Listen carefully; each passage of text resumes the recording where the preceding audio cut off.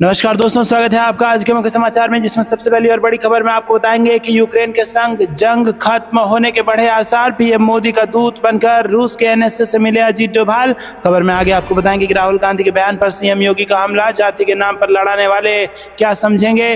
खबर में आपको बताएंगे कि मोदी सरकार की 70 साल और उससे ऊपर के सभी बुजुर्गों को आयुष्मान योजना की सौगात। हर बात आपको बताएंगे दोस्तों। खबर में जिक्र होगा कि अब चीन और पाकिस्तान की पनडुब्बियों की खैर नहीं, मानव रहित पोत बनाएगा भारत। 2500 करोड़ की योजना मंजूर। और इसी के साथ आपको बताएंगे कि रामनगरी में दीपोत्सव होगा बेहद खास। 25 लाख दीपों से जगमग होगी अयोध्या, बनेगा वर्ल्ड रिकॉर्ड। दोस्तों, हर एक खबर की गहराई में आपको ले जाएंगे, लेकिन उससे पहले आपसे निवेदन की कृपया करके वीडियो कीजिए लाइक और चैनल को सब्सक्राइब करके बेल आइकन दबाकर कमेंट में लिखे जय हिंद। तो करते हैं सबसे पहली और बड़ी खबर की तरफ। यूक्रेन के संग जंग खत्म होने के बढ़े आसार। पीएम मोदी का दूत बनकर रूस के एनएसए से मिले अजीत डोभाल। जी हां दोस्तों, राष्ट्रीय सुरक्षा सलाहकार अजीत डोभाल प्रधानमंत्री नरेंद्र मोदी का दूत बनकर रूसी एनएसए सरगई शोइगु से सेंट पीटर्सबर्ग में मिले और इस दौरान दोनों ने यूक्रेन के साथ चल रहे युद्ध का समाधान ढूंढने पर मंथन किया। एनएसए डोभाल ने रूस को भारत की संभावित भूमिका के बारे में भी बताया। बुधवार शाम को डोभाल शोइगु की बैठक ब्रिक्स के दौरान हुई। दोस्तों, इससे पहले 23 अगस्त को कीव में हुई यूक्रेन के राष्ट्रपति वोलोडिमिर ज़ेलेंस्की के साथ प्रधानमंत्री नरेंद्र मोदी की बैठक को लेकर भी दोनों एनएसए के बीच चर्चा हुई। रूस स्थित भारतीय दूतावास ने डोभाल को शोइगु के बीच वार्ता पर कहा कि दोनों पक्षों ने द्विपक्षीय सहयोग में प्रगति की समीक्षा की और पारस्परिक हितों के महत्वपूर्ण मुद्दों पर चर्चा की। रुक करते हैं अगली ब्रेकिंग न्यूज की तरफ। जाति के नाम पर लड़ाने वाले क्या समझेंगे, राहुल गांधी के बयान पर सीएम योगी का हमला। जी हां दोस्तों, आपको बता दें कि लोकसभा में नेता प्रतिपक्ष राहुल गांधी अमेरिका दौरे के दौरान अपने बयानों को लेकर सुर्खियों में बने हैं। भारत में उनके आरक्षण से लेकर सिखों तक को लेकर दिए गए बयान से बीजेपी बुरी तरह बौखला गई है और जमकर हमले कर रही है। यूपी के सीएम योगी आदित्यनाथ ने भी राहुल गांधी पर निशाना साधा और कहा कि ये सिर्फ सियासी फायदे के लिए देश को बांट रहे हैं। सीएम योगी आदित्यनाथ ने राहुल गांधी के बयान पर कहा कि जाति के नाम पर लड़ाने वाले, समाज में सामाजिक न्याय के नाम पर सामाजिक वैमनस्यता फैलाने वाले, देश के दुश्मनों को प्रोत्साहित करने वाले लोग गरीबी के दंश को क्या समझ पाएंगे। उन्होंने कहा कि जिन्होंने शोषण अराजकता फैलाई, जिन्होंने गरीबी नहीं देखी हो, उनसे ये उम्मीद करना कि वो पीड़ा समझेंगे, ये भूल होगी। सीएम योगी ने राहुल गांधी पर राजनीतिक स्वार्थ के लिए देश को बांटने की कोशिश करने का आरोप लगाया। उन्होंने कहा कि इनके पास पीड़ा समझने की फुर्सत नहीं है, क्योंकि इनके अलग एजेंडा है। राजनीतिक स्वार्थ के लिए समाज को बांटना ही इनका एकमात्र ध्येय है। गरीब अशिक्षित रहेगा तो इनकी वैमनस्यता चलती रहेगी। सरकारें पहले भी थी, लेकिन श्रमिकों गरीबों के लिए कार्य क्यों ना हो पाया। लोकसभा चुनाव के बाद से ही राहुल गांधी जातीय जनगणना और आरक्षण के मुद्दे पर मुखर होकर बोल रहे हैं। वहीं अमेरिका दौरे पर गए राहुल गांधी ने वर्जीनिया में भारतीय मूल के लोगों को संबोधित करते हुए कहा, सबसे पहले आपको ये समझना होगा कि लड़ाई किस बारे में है। लड़ाई इस बारे में है कि क्या एक सिख के तौर पर उन्हें भारत में पगड़ी पहनने की इजाज़त दी जाएगी, या एक सिख के तौर पर उन्हें भारत में कड़ा पहनने की इजाज़त दी जाएगी, या फिर एक सिख गुरुद्वारा जा सकेगा। असल मायनों में लड़ाई इसी को लेकर है और सिर्फ इनके लिए नहीं बल्कि सभी धर्मों के लिए है। दोस्तों, इसी बयान पर अब राहुल गांधी के बयान पर सीएम योगी ने हमला किया है और कहा कि जाति के नाम पर लड़ाने वाले क्या समझेंगे। रुक करते हैं अगली ब्रेकिंग न्यूज़ की तरफ। मोदी सरकार की 70 साल और उससे ऊपर के सभी बुजुर्गों को आयुष्मान योजना की सौगात। जी हां दोस्तों, आपको बता दें कि मोदी सरकार ने सीनियर सिटीजन्स को बड़ी सौगात दी है।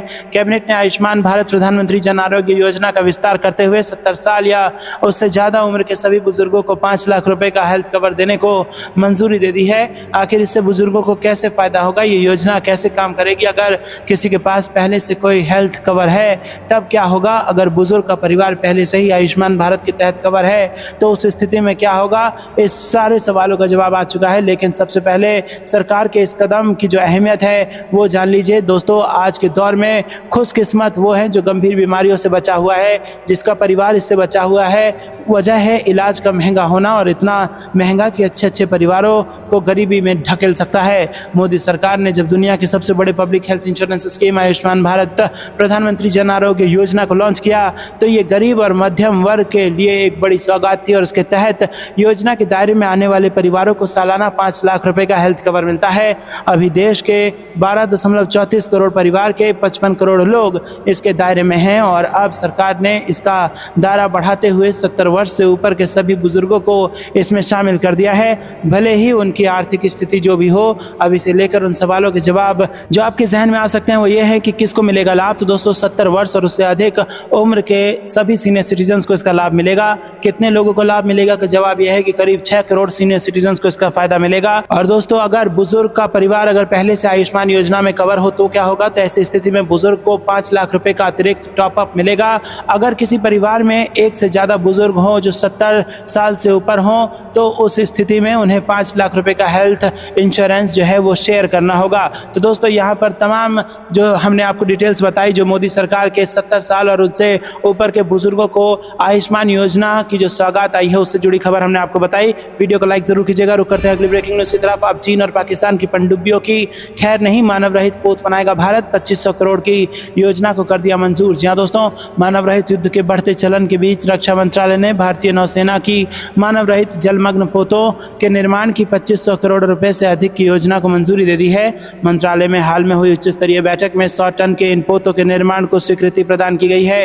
रक्षा सूत्रों ने बताया कि सामान्य से अधिक बड़े पोतों की श्रेणी में ये पोत दुश्मन की पनडुब्बियों और पानी की सतह पर मौजूद जहाजों पर हमला करने की क्षमता से लैस होंगे। नौसेना के पूर्व उप प्रमुख वाइस एडमिरल SN घोरमेडे ने से जब इनकी क्षमता के बारे में पूछा गया तो उन्होंने कहा कि ये पोत नौसेना को पानी के अंदर विशेष क्षमता प्रदान करेंगे और इससे नौसेना को कई अभियानों में मदद मिलेगी। रुक करते हैं अगली ब्रेकिंग न्यूज की तरफ। रामनगरी में दीपोत्सव होगा बेहद खास। 25 लाख दीपों से जगमग होगी अयोध्या, बनेगा वर्ल्ड रिकॉर्ड। जी हाँ दोस्तों, योगी सरकार दिवाली के अवसर पर अयोध्या में होने वाले दीपोत्सव कार्यक्रम में भव्यता के नए प्रतिमान स्थापित करने जा रही है। इसके लिए 28 अक्टूबर से 31 अक्टूबर 2024 के मध्य भव्य दीपोत्सव 2024 कार्यक्रम का आयोजन प्रस्तावित है। श्री राम जन्मभूमि मंदिर में रामलला के स्थापित होने के बाद क्या दीपोत्सव और भी खास हो गया है। राम की पैड़ी पर 25 लाख दीपों से वर्ल्ड रिकॉर्ड बनाए जाने के लिए 7000 वॉलंटियर को लगाए जाएंगे। उसके साथ ही इस बार सरयू घाट पर भी आरती का नया रिकॉर्ड तैयार किया जाएगा जिसमें 1100 संत, धर्माचार्य व समाज के वरिष्ठ व्यक्तियों की मौजूदगी होगी। इसके लिए पर्यटन विभाग एजेंसी का चयन कर डिजाइन तैयार किया जाएगा और इस बार 7 मैकेनाइज्ड चैबेल्यू लगाए जाएंगे। तो वहीं लेजर अन्य आयोजन के बाद choreographer, Ariel Green, firecracker show समेत विभिन्न प्रकार के आकर्षण को शामिल किया जाएगा। रुक करते हैं अगली ब्रेकिंग न्यूज की तरफ। भारतीय वायुसेना के सबसे बड़े अभ्यास तरंग शक्ति में शामिल होंगे रक्षा मंत्री राजनाथ सिंह। जी हाँ दोस्तों, भारतीय वायुसेना के अब तक के सबसे बड़े अभ्यास तरंग शक्ति में रक्षा मंत्री राजनाथ सिंह शामिल होंगे। जोधपुर में आयोजित तरंग शक्ति 2024 भारतीय वायुसेना द्वारा आयोजित सबसे बड़े बहुराष्ट्रीय हवाई अभ्यासों में से एक है। यहाँ एयरफोर्स भारत रक्षा विमानन प्रदर्शनी 2024 की भी मेजबानी करेगा और इस प्रदर्शनी का उद्घाटन गुरुवार को रक्षा मंत्री राजनाथ सिंह करेंगे। आत्मनिर्भर भारत को प्रदर्शित करती जोधपुर में यह रक्षा प्रदर्शनी 14 सितंबर तक जारी रहेगी।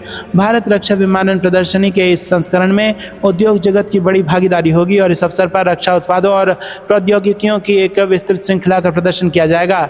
ये FFC और भारतीय दर्शकों के लिए रक्षा सार्वजनिक क्षेत्र के उपक्रम को जानने का एक बड़ा अवसर है। रक्षा अनुसंधान और विकास संगठन, निजी उद्योगों और शीर्ष पायदान के स्टार्टअप यहाँ अपने उपकरण प्रदर्शित करेंगे। भारतीय विमानन उद्योग के प्रतिभागियों को देखने, अनुभव करने और बातचीत करने का ये एक अवसर होगा।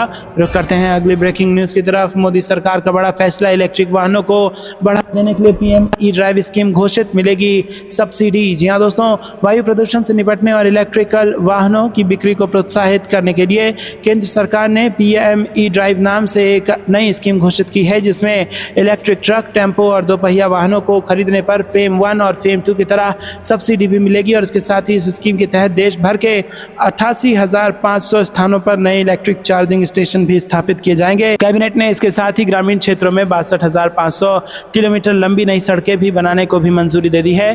प्रधानमंत्री नरेंद्र मोदी की अगुवाई में बुधवार को आयोजित केंद्रीय कैबिनेट की बैठक में जो बड़े फैसले लिए गए हैं उनमें PM ई-ड्राइव और ग्रामीण सड़क योजना का नए चरण शामिल है। दोस्तों, आपको क्या कुछ लगता है कमेंट में जरूर बताइए और वीडियो को लाइक नहीं किया है तो लाइक जरूर कीजिएगा। ये थी दिन भर की सारी जरूरी और बड़ी खबरें। अंत तक बने रहने के लिए बहुत बहुत धन्यवाद। जय हिंद, जय भारत।